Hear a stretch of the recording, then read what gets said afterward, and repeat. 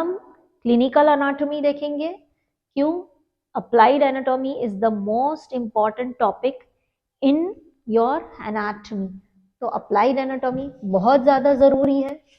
Applied anatomy of bronchopulmonary segment, इसमें सबसे पहली अप्लाइड एनाटॉमी यही आती है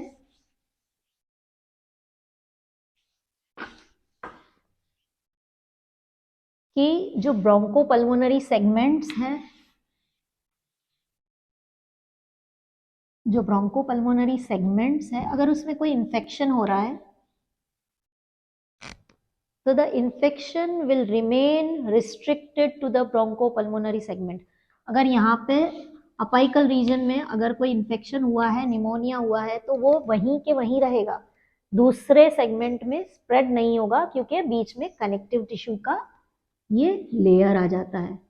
So infections of the lungs remain restricted to the bronchopulmonary segments only, do not spread to other segments except in cases of tuberculosis and bronchogenic carcinoma. Cancer और TB, ये दो ऐसी चीज है जो एक सेगमेंट से दूसरे सेगमेंट में स्प्रेड होती है, अदरवाइज दूसरे इन्फेक्शंस उसी सेगमेंट में सीमित होके रह जाते हैं। ये आपकी हो गई पहली अप्लाइड एनाटॉमी।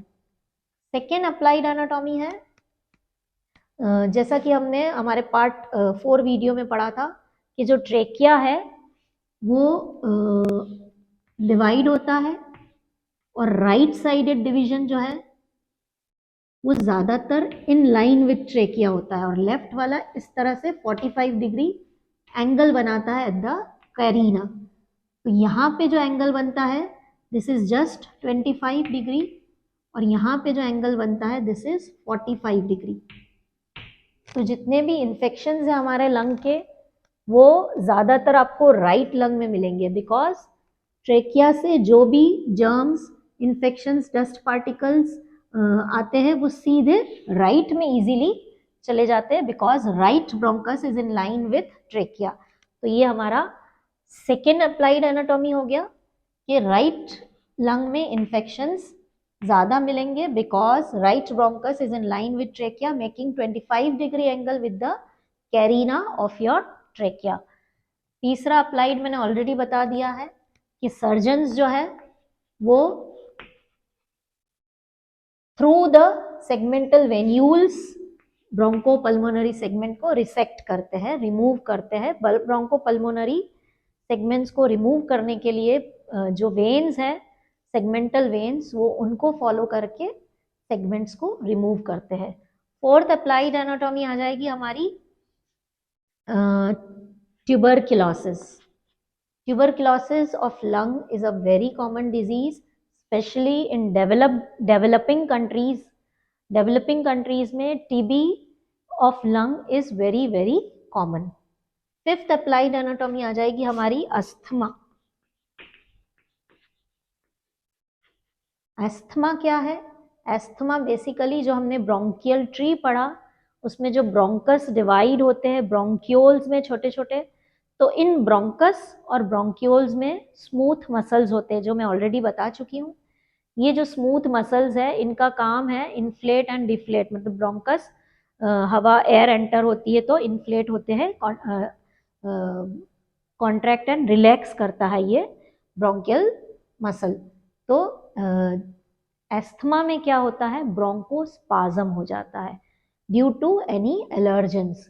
अगर हमारा बॉडी किसी चीज़ से एलर्जिक है तो उस एलर्जन की वजह से क्या होगा, जो हमारा ब्रोंक्यूल है वो सिकुड़ जाएगा।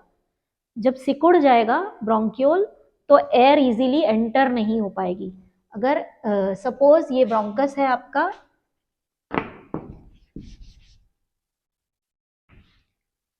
जहां से एयर एंटर होती है, लेकिन ड्यू टू एलर्जन अब ये ब्रोंकस सिकुड़ गया, छोटा हो गया, तब एयर इजीली अंदर एंटर नहीं हो पाती। एयर जब नहीं जा पाएगी, अंदर एंटर नहीं हो पाएगी, तो सांस लेने में पेशेंट को दिक्कत आएगी। That is called asthma. So asthma is nothing but bronchospasm, मतलब contraction of your bronchus, bronchospasm of your bronchioles.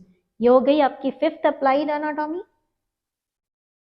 Sixth applied anatomy है आपकी ब्रोंकोजेनिक कार्सिनोमा। कैंसर्स बहुत कॉमन होते हैं,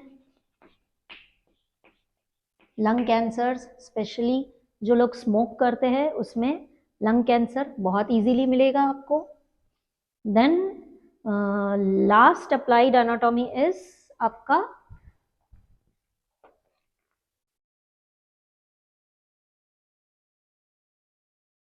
ऑस्कल्टेशन।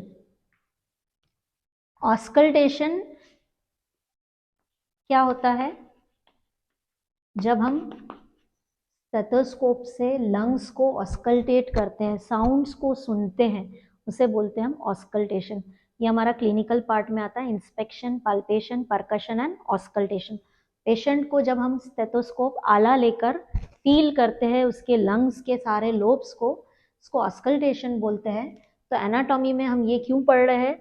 क्योंकि जब आपको अपर लोब ऑस्कल्टेट करना है, ये अपर लोब है, तो अपर लोब आपको पता है कि फोर्थ रिब तक अपर लोब है, तो fourth about the fourth rib, about the fourth rib. और रिब्स कैसे काउंट की जाती है? स्टर्नल एंगल से।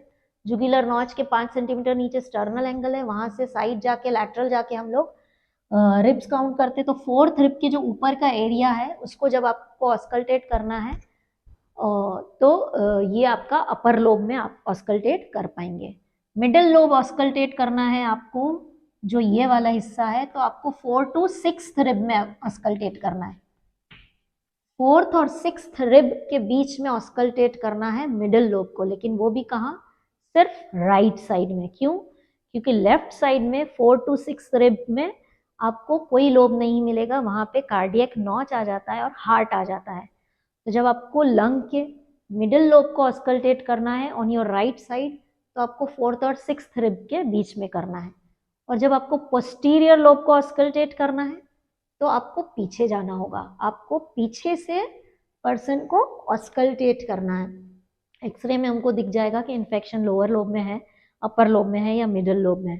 तो लोअर लोब को ऑस्कल्टेट करने के लिए हम पीछे से प्रॉपरली साउंड को सुनते हैं, बिकॉज आगे हार्ट साउंड से डिस्टर्बेंस हो जाती है। तो पीछे से हम लंग्स को बहुत अच्छे से ऑस्कल्टेट करते हैं। ये इसका यहाँ पर आपका अप्लाइड कंप्लीट हुआ। एक और लास्ट अप्लाइड एनाटॉमी रह गई है, and that is postural drainage.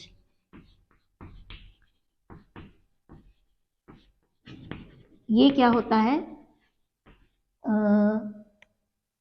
हमारे लंग्स में जब म्यूकस कलेक्ट हो जाता है, एक्सपेक्ट्रेशन या जो बोलते हैं कफ जो है वो इकट्ठा हो जाता है, और अगर पेशेंट निकाल नहीं पाता due to weakness of chest और वट एवर द रीजन, तो ऐसी कंडीशन में हम पेशेंट को लेफ्ट साइड में सुला देते हैं, लेफ्ट साइड में लिटाते हैं, lying on your left side. उससे क्या होगा, जो हमारा जो ट्रेकिया था वो और जो राइट ब्रोंकस उसकी लाइन में है, तो लेफ्ट साइड लेटने में राइट साइड लंग का जितना भी म्यूकस है, डिस्चार्ज है चेस्ट का, वो सारा ड्यू टू ग्रेविटी यहाँ कैरिना में आ जाएगा। लेफ्ट साइड पोजीशन पेशेंट को सुलाएंगे तो राइट साइड लंग का जितना भी डिस्चार्ज है वो इस कैरिना की तरफ आ जाएगा, और यहाँ आकर कफ रिफ्लेक्स स्टार्ट होगा, जिससे बहुत ज़्यादा खांसी होगी और वो कफ बाहर आ जाएगा। तो इस पोजीशन में पेशेंट को लिटाने को बोला जाता है postural drainage of your sputum. यहाँ पे आपकी अप्लाइड एनाटॉमी कंप्लीट होती है। Bronchopulmonary segments is incomplete without the applied, so you have to write the applied anatomy of your bronchopulmonary segments of your lungs. Thank you.